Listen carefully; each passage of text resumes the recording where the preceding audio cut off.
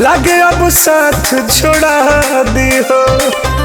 बड़ी दर्द होता हाँ हाँ करे लगलू सदिया उठाता दर्दिया लागे अब साथ छोड़ा दी हो।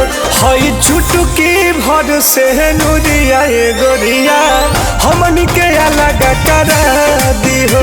हई चुटकी भर से नूरिया ए गोरिया हमनी के अलग करा दी हो।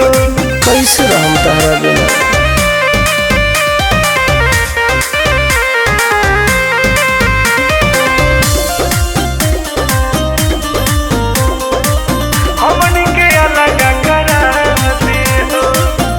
कैसे रही जानुआ तोहरा बिन मजानुआ रोवे लागी दिलावा बेचारा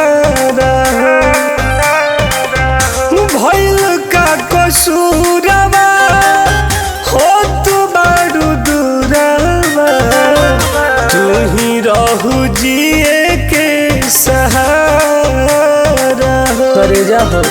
अरे मानो हमर बतिया सुने संगतिया याद तोहर पिछला रोवा दी हो।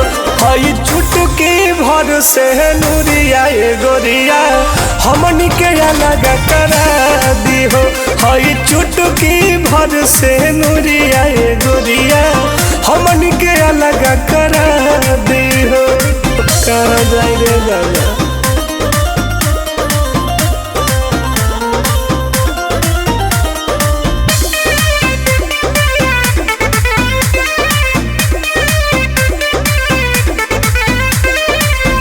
खइलू जवन किरिया आई हमारा भीरिया औ कैसे हम भुलाई हो।